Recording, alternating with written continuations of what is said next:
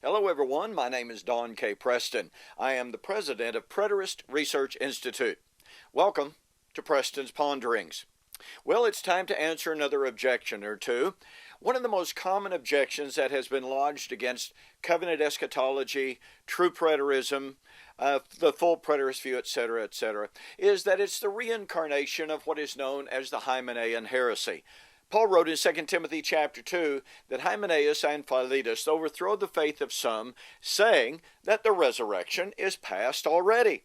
Well, right here on YouTube, the accusation has been pointed right at Don K. Preston, saying, he says the resurrection is already past. Up, Hymenaean heresy. You know, it seems to me at times that people really, and I say this as kindly as possible, a lot of people don't really give an awful lot of thought when they're seeking to overturn what they really don't understand, what they have honestly not given a lot of thought to. They just throw out something that sounds good. This is a really classic example. And let me say this, I even understand the charge. As I begin to struggle with my own personal traditional views on eschatology, one of the very first things that I came up against was, wait a minute, Preston, you're beginning to see that the resurrection was in the first century. Doesn't that make you guilty of the Hymenaean heresy? Well, there's so many things that we could say about this. Let me simply say right up front that I've written a book entitled, How Is This Possible? It is an in-depth examination of the question of Hymenaeus and Philetus. In addition, I have prepared a 6-part audio MP3 study entitled The Hymenaean Heresy, Reverse the Charges. And it is, to my knowledge, the most in-depth analysis, examination, exegesis of 2 Timothy chapter 2 and the entire charge of the Hymenaean heresy that has been produced by anyone. So if you would, please get that for more of an in-depth examination. But for the moment, let's take a look at this charge of the Hymenaean heresy. Those who label those of us who are preterists as guilty of the Hymenaean heresy have simply been unable at all in any way, shape, form, or fashion to answer the following question. If the resurrection is the time in which every human being who has ever died, their body has decomposed, gone back to the dust, and all of a sudden they are reconstituted, restored, revived, and raised out of those graves, out of the sea, and all of that happened on a day that the earth burned up in a moment, in the twinkling of an eye, how could anybody convince anybody that that had already happened? Have you ever thought about that? Okay, you're sitting in your living room. Somebody knocks on your door and they said, hey Joe, did you know the earth burned up yesterday? Really? Yeah, Joe, did you know that every dead person who has ever lived was raised out of the graves yesterday? And there's a cemetery across the street from you and you're going, really? You see how untenable, you see how unreasonable that would be? Now here's my point. Hymenaeus and Philetus were being successful in convincing people that the resurrection had happened at some point in the past. That means, if the traditional view of the resurrection is true, that they were being successful in teaching someone that the earth had burned up in the past. They were being successful at teaching people and convincing people that the entire cosmos had been burned up. They were being successful in convincing people that every dead person who had ever lived had come out physically out of a hole in the ground. Now, you know, if you'll stop and think about it, you know very good and well that nobody could convince anybody that that scenario had been already fulfilled at some point in the past. You see, it's the same situation as 2 Thessalonians chapter 2, verse 2, where Paul said, don't let anyone convince you, either by letter or an epistle as from us, that the day of the Lord has already occurred. So once again, ask yourself the question, If the day of the Lord is an earth-burning, time-ending, cosmos-destroying event, how could anybody convince anybody that it had taken place, let's say yesterday or last week? It would be impossible.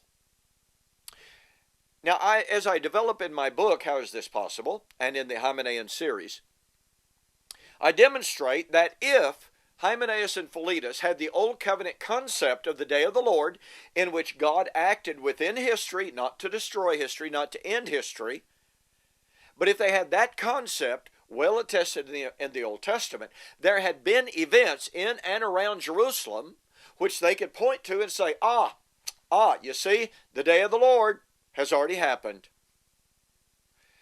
But here's something else that is being completely overlooked. Now, I've only got a moment to develop this, but I want to introduce it here because it's absolutely critical. Paul said that Hymenaeus and Philetus were overthrowing the faith of some, teaching that the resurrection is past already. Now, watch very carefully. Nevertheless, Paul says, the Lord knows who are His, and the foundation of God stands sure. Now, what in the world does that mean?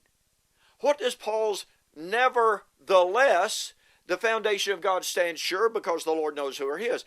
What does that have to do with Hymenaeus and Philetus' claim that the resurrection was already past? Well, here's what 99.9% of all exegetes are overlooking. Paul is quoting from Numbers chapter 16 and the rebellion of Korah, Dathan, and Abiram against Moses and Aaron. Now, you really have to catch this. This is incredible. This is the connection that helps us see what's going on with Hymenaeus and Philetus. Why would Paul appeal to Numbers chapter 16 in order to counter the charge of Hymenaeus and Philetus? What's the connection? What's the relationship between Numbers 16 and Hymenaeus and Philetus? Well, in Numbers chapter 16, Moses and Aaron are serving as the priests over Israel. They are the ones who are the true leaders. They are of the true seed in one way. Korah, Dathan, and Abiram are seeking to usurp the priesthood. This is a clash about identity. This is a clash over authority. This is a clash over the true seed line. Why is that? How do I know that? Because Numbers chapter 16, 7 and 9, Moses says to Dathan and Abiram, do you, now watch, they're Levites, but they are not of the Aaronic tribe. They don't actually get to offer the sacrifice. Do they get to serve in the temple? Yes, they do. Do they get to do the externals of the temple? Yes, they do. They want the full authority. They are seeking to usurp the true bloodline. They're seeking to assert their bloodline over the true bloodline.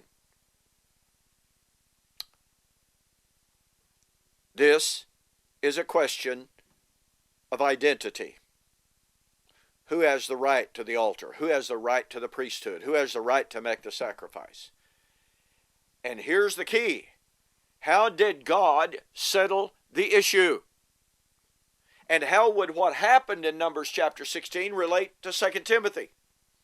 Well, God called and God told Moses, you tell Korah, Dathan, and Abiram, and the 250 that are with them to come to the tent of meeting in the morning because we're about to have a come to Jesus meeting. They refused to come. They refused to come. They stood in the doors of their own tent and they said, no sirree, we're not going up there. They had probably seen what had happened in Numbers chapter 12 to Miriam when she tried to assert Moses' authority. Be that as it may, the Lord gathered Aaron the next day. He said, you take your censer. And he said, we're going to gather together at the door of the meeting. Korah met there with them. And Moses said, if the Lord has not spoken to me, and if nothing happens to Korah, Dathan, and Abiram, and those who follow them, then surely the Lord has not been with me. If they died the death of all men, natural death, old age, what have you, then the Lord hasn't spoken to me, and I am not the leader of this people. If, however, the Lord does a new thing which has never been seen, and if the earth opens up and swallows them down whole into Sheol and destroys them, then surely the Lord has spoken to me.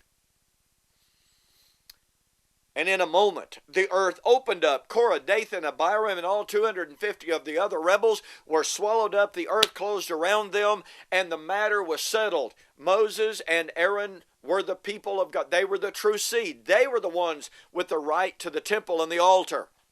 How did God judge the identity of the true seed? How did God judge who were the true leaders? Through judgment.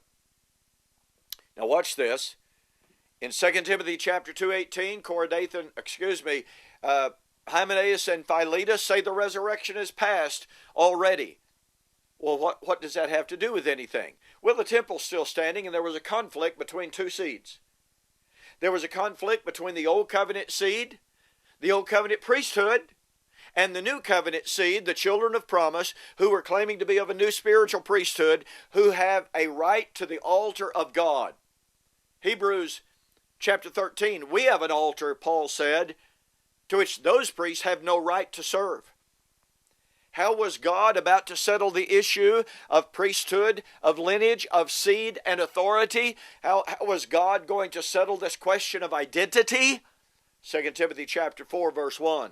I charge thee therefore before God and the Lord Jesus Christ, who is about to judge the living and the dead at his appearing and kingdom. Korah, Dathan, and Abiram sought to change the identity of God's true people. Change the seed and usurp the seed.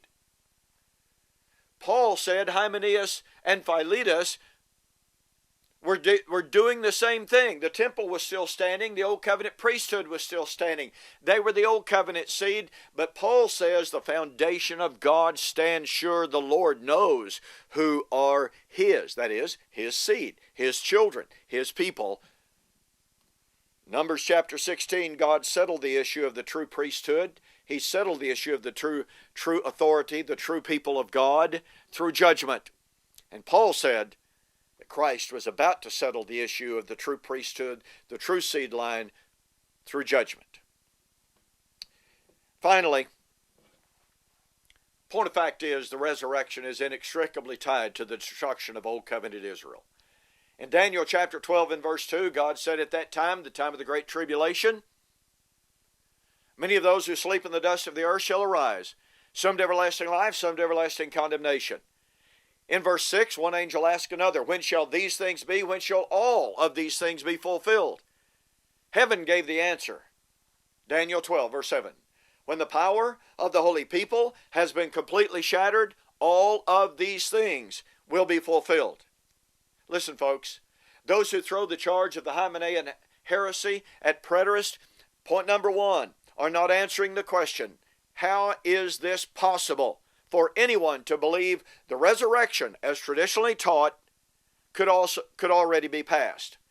Point number two, they are ignoring the prophetic or the historical background, source, and foundation of Paul's statement in 2 Timothy chapter 2. They are ignoring the crisis of identity, the crisis of seed, the crisis of priesthood, and the challenge of those issues in Numbers. They're ignoring how God was going to settle that issue. And thirdly, they're completely overlooking and ignoring the fact that in fact and in reality, the resurrection was supposed to occur and did occur with the destruction of Old Covenant Israel, and that was in AD 70. The fall of Jerusalem, the destruction of the power of the holy people had not occurred when Paul wrote in 2 Timothy chapter 2. It was therefore clearly wrong to say the resurrection had already occurred. You and I are living this side of the divinely appointed time for the resurrection. That time came and went. The resurrection has occurred because God kept his word. Thanks so much for joining me for Preston's Ponderings. We'll have more as we examine the objections to the true preterist view We'll see you on the flip side.